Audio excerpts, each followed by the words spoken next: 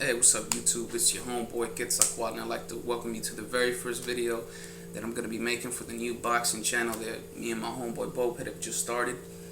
A quick introduction, a little bit of background. As I said, my name is PACQUIAO. I'm from Compton, California. You know, Southern Cali representing. I've been watching boxing since I was 9 years old. I've been amateur boxing since I was 16. I haven't fought in a little bit over a year.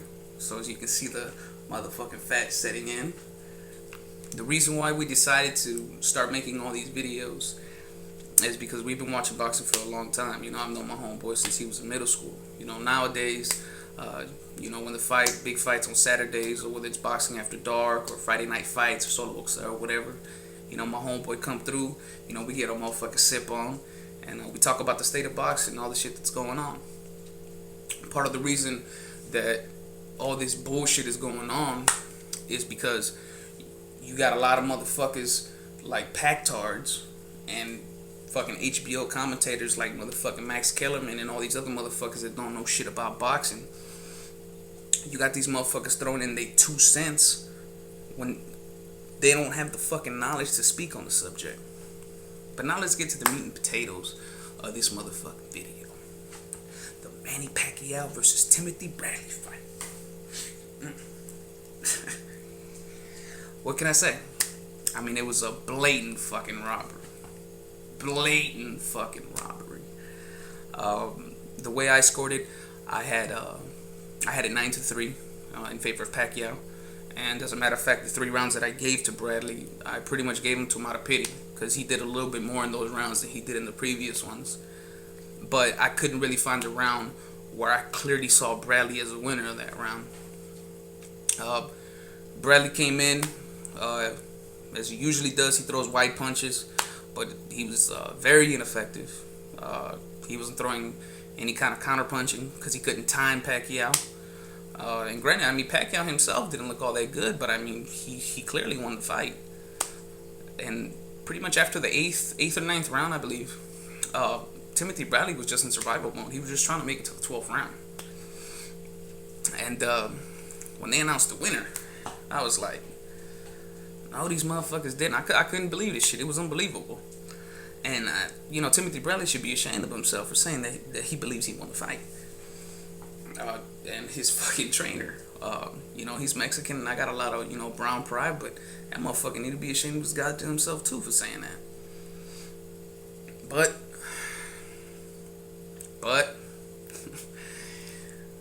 how does it feel? How does it feel? You motherfuckers. Let's go back. Let's give y'all motherfuckers a little history lesson on Manny Pacquiao. Manny Pacquiao's first recognized loss, because he's been knocked the fuck out twice before, but you know, he just wasn't a big fighter at the time. His first fight that was recognized by, you know, most boxing fans was to Erik Morales. And in that fight, Erik Morales was already past his prime. He really wasn't the same fighter that he once was. But he still had a little bit left in the tank. And he exposed this piece of shit. Manny Pacquiao is just a one-trick fucking pony. All he does is come forward, and that's it. All that shit you hear about this motherfucker, that he's a great boxer now, and that he's developed the right hand, all that is fucking bullshit. And Erik Morales showed you that. Erik Morales stepping back, coming in with the counter punch, right hand, left hand. Manny Pacquiao couldn't do shit. Erik Morales steps to the side, you show Pacquiao angles, and he looks like a fucking retard. I mean, Erik Morales, even in the 12th round, Erik Morales switched to southpaw just to show this motherfucker that he wasn't shit. And what happened? What happened next? Erik Morales takes a fight against Zahir Rahim, and he loses that decision to a fucking nobody. And you could see that Morales was pretty much gone. He was just a shell of what he used to be. And at that time, he was under Top Rank Promotions. And who's the head of Top Rank Promotions? Manny Pacquiao's booty daddy, Bob Arum, the motherfucking devil of boxing. When he saw Erik Morales lose, to motherfucking Zahir Rahim, he saw the perfect opportunity to motherfucking push Manny Pacquiao's career even higher. And that's when he took that rematch. Pacquiao destroyed motherfucking Morales. And fucking the HBO commentators started writing the shit out this motherfucker dick. Goddamn, just all up on that nigga dick raw. When they fucking knew goddamn well that Erik Morales was not the same fucking fighter that he used to be. But I already saw how they were gonna handle this motherfucking career. That he was gonna be cherry picking his way to the motherfucking top. After he fought Erik Morales, well, prior to he fought Erik Morales, he fought Juan Manuel Marquez to a draw. Let's talk about the first two fights with Erik Morales. With Juan Manuel Marquez. Granted, Manny Pacquiao knocked Juan Manuel Marquez down 4 times in those first 2 fights. But boxing is scored on the 10-point must system. You gotta score every fucking round, not small moments in the fight. Now you give Pacquiao his points. You give Pacquiao 3 points for that for the 3 knockdowns in the first round. Well, actually 4. And you give him an extra point for the 3rd round knockdown that he had in the second fight. But after that, you judge every other fucking round. And I couldn't really find a round that I gave to Pacquiao in any of those fucking fights.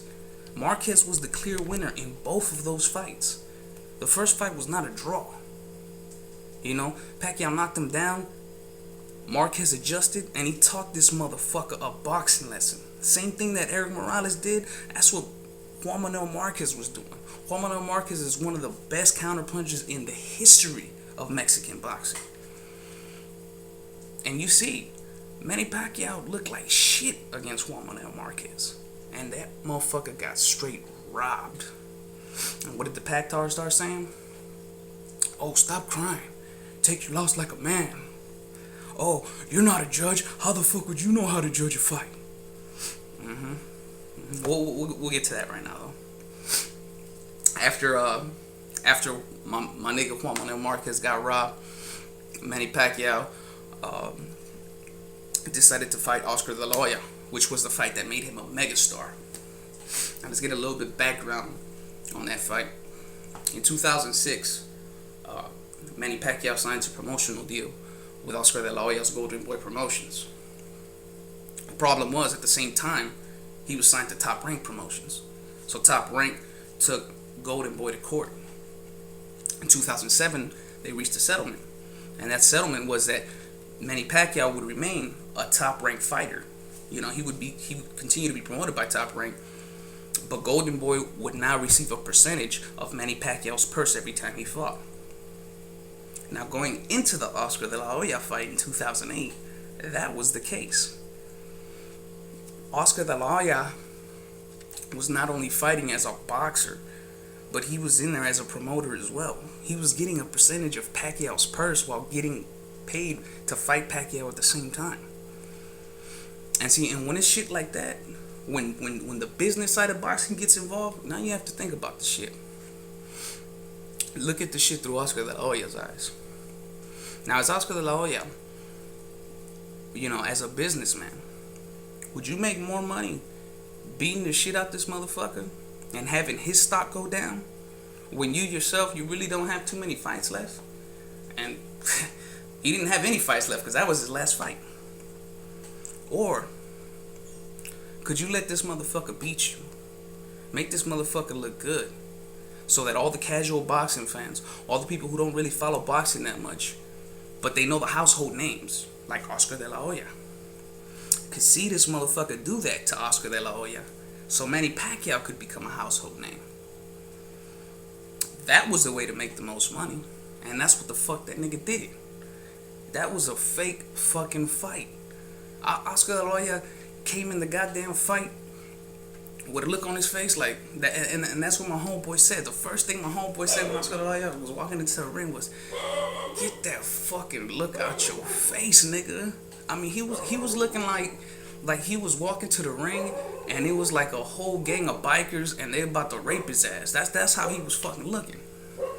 And he just stood there. The nigga was a punching bag for the whole fight.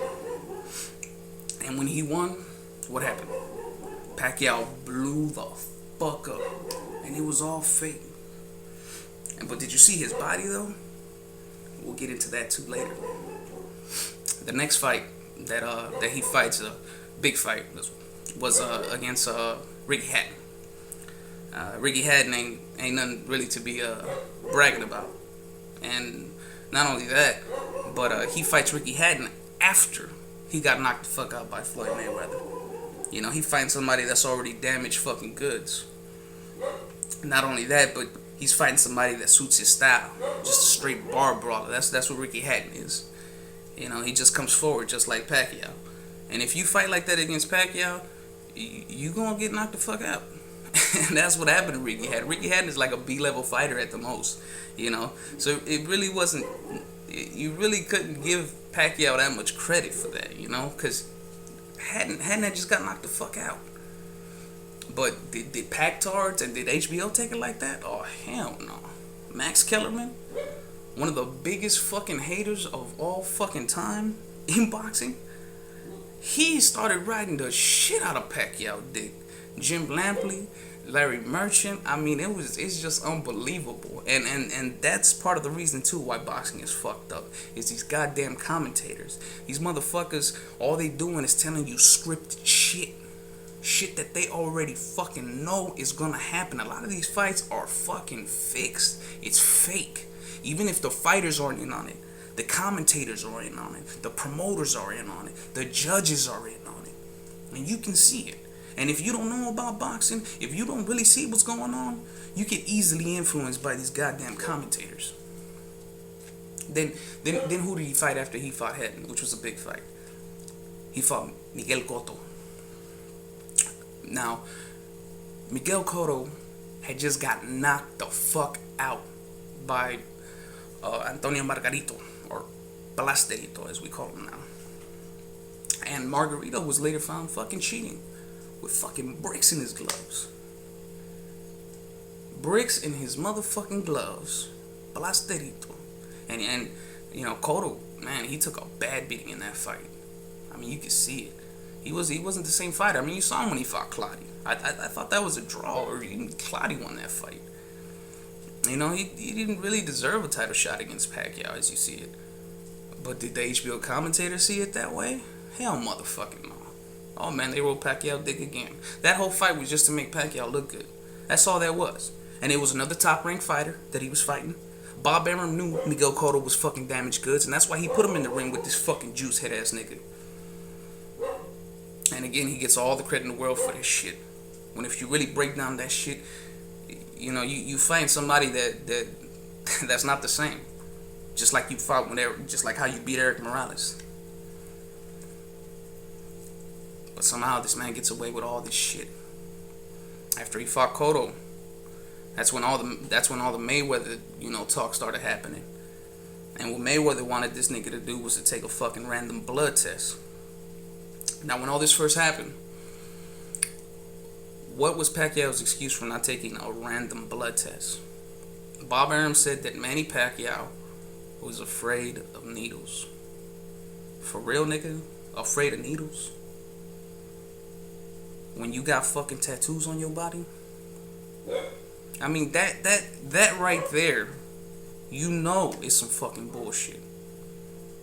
The way testing is now, and this is the excuse that Pac-Tards used to try to defend this motherfucker.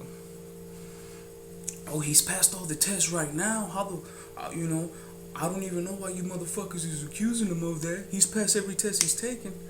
But, well, guess what? The way the motherfucking Nevada tests are right now for boxers, they let the boxers know when they're gonna take the test. There are so many ways to get around fucking failing a test. Especially with today's technology and today's motherfucking advancement in science. Look at Shane Mosley. Shane Mosley never got caught. We never knew that Shane Mosley was using steroids up until the bowel coherence. That's when you found out. But yet still, like Pac-Tards, you know, when they see the truth in their face, I mean, they decide to not accept it. They'll come up with any other kind of fucking reason to shut that shit down.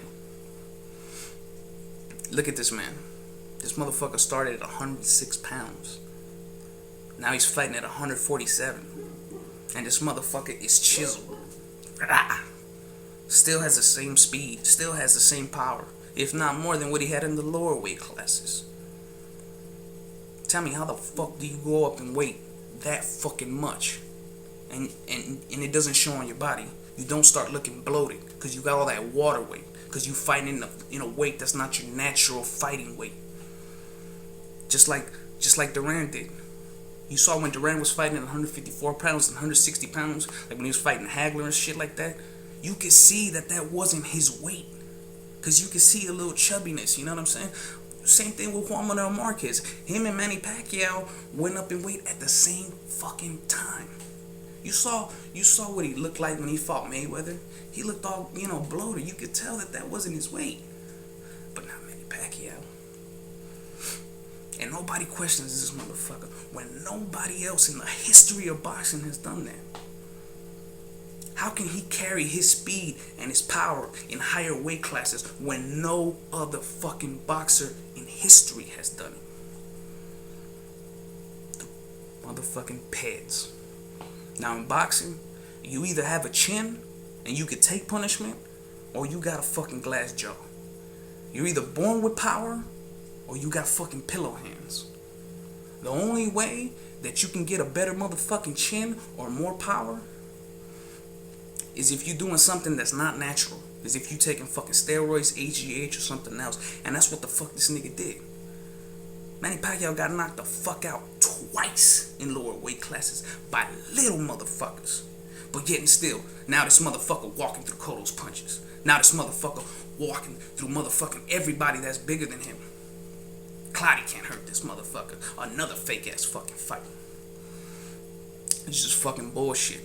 And now let's get to the third Juan Manuel Marquez versus Manny Pacquiao fight that just happened last November.